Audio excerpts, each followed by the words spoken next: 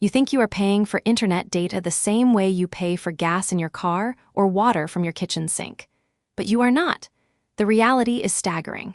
Sending a gigabyte of data across a fiber optic cable costs an internet service provider roughly $0.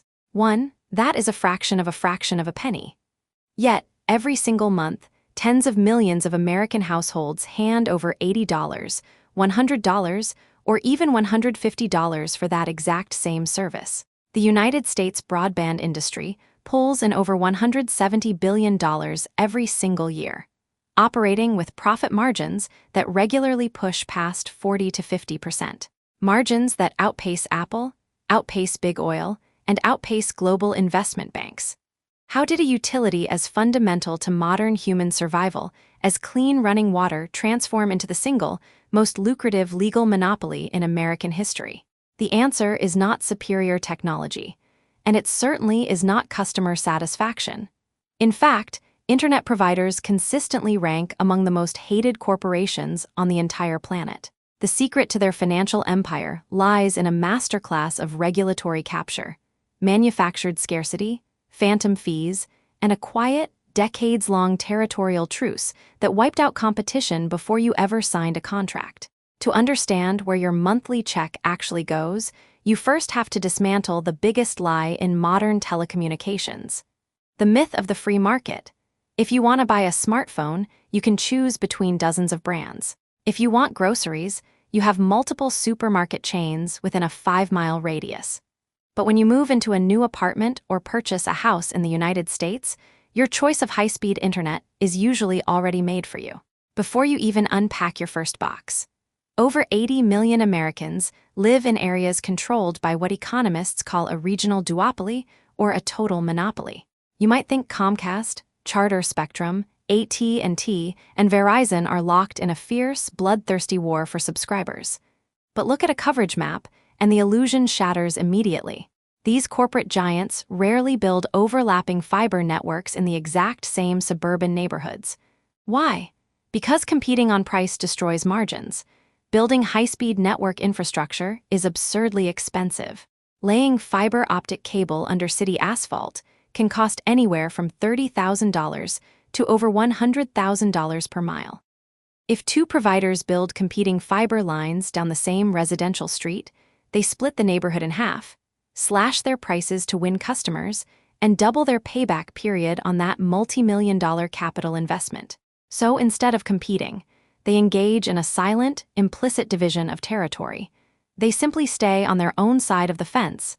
This territorial truce gives them absolute pricing power. When you have nowhere else to turn for high-speed access, the price is whatever they say it is.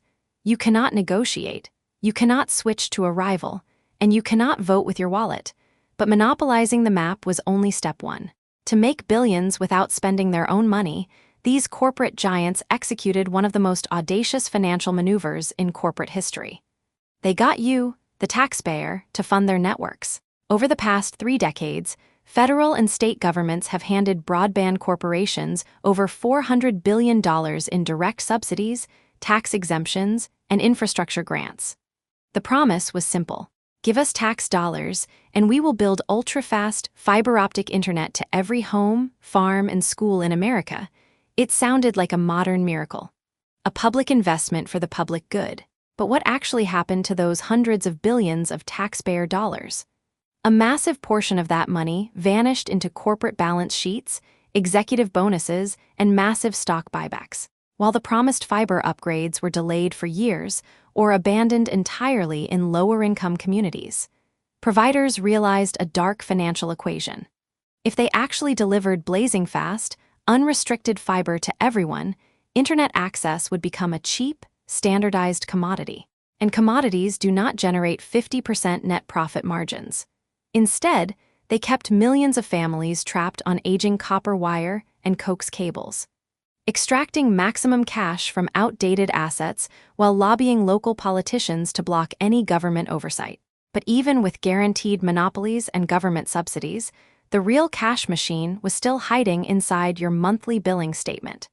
Through a psychological mechanism known as price obfuscation, When you sign up for an internet plan, you might see a bright, glossy ad promising blazing fast speeds for $49. $99 a month. It sounds reasonable, right? But then your first bill arrives in the mail, and that $50 charge has mysteriously ballooned to $82. $45. Where did that extra $32 come from? It did not come from extra data. It came from a carefully engineered web of hidden fees. First, there is the equipment rental fee. That sleek black Wi-Fi router sitting on your shelf costs the provider around $20 to manufacture in bulk. Yet, they charge you $15 every single month to rent it. In just 2 years, you have paid $360 for a $20 box. And you still do not own it. Multiply that single line item across 30 million subscribers, and equipment rentals alone generate over $5 billion in pure, unadulterated profit every year. Then come the made-up corporate surcharges. Labels like network enhancement fee, regulatory cost recovery fee, or regional sports surcharge. These are not government taxes, despite how official and legal they sound. They are internal operational costs that the provider simply strips out of the advertised sticker price, allowing them to run lowball advertisements while secretly inflating your bill behind closed doors. If an airline advertised a $100 ticket, but forced you to pay a mandatory $50 jet fuel surcharge at the gate, regulators would shut them down immediately. But for decades, internet providers used this exact pricing illusion with zero consequence, pocketing billions in undisclosed margin. Yet, equipment fees and hidden line items were still just the appetizers. The real goldmine emerged when providers discovered how to monetize the concept of digital scarcity. Have you ever received a frantic text message from your internet provider warning that you have used 90% of your monthly data allowance? They offer you a helpful choice. Pay $10 for an extra 50 gigabytes or face speed throttling. To the average consumer, this feels logical. After all, if you use more electricity or more gasoline, you pay more. So why shouldn't internet data work the same way? Because data is not a physical substance. Unlike oil, water, or electricity, data does not run out. Sending data through a fiber cable does not consume fuel or wear out the physical glass inside the wire. Once a fiber optic line is underground and powered on, the marginal cost of routing 1 gigabyte or 10,000 gigabytes across that network is essentially zero. Data caps are a completely artificial construct, designed not to manage network congestion, but to extract extra revenue from heavy users and protect another dying segment of their business. Traditional cable television. As millions of Americans canceled their $120 monthly cable TV subscriptions to switch to streaming services like Netflix and YouTube, internet providers saw billions in revenue slipping through their fingers. So how did they replace those lost cable profits? They weaponized data caps. By slapping a 1 terabyte limit on home internet, providers effectively placed a penalty tax on cord cutters. If you stream 4K movies all month long instead of paying for their cable package, they catch you on the back end through data overage fees. It was a masterstroke of defensive financial engineering. At this point, you might be asking a crucial question. If private internet providers are overcharging customers, hiding fees, and enforcing fake data caps, why doesn't a local government step in and build its own fast, affordable fiber network? That is exactly what a small city in Tennessee decided to do. And what happened next exposed the most ruthless arm of the telecom empire. In the late 2000s, the public utility company in Chattanooga, Tennessee built its own municipal fiber network called EPB. They offered gigabit speed internet to every resident for a fraction of the cost of private cable companies.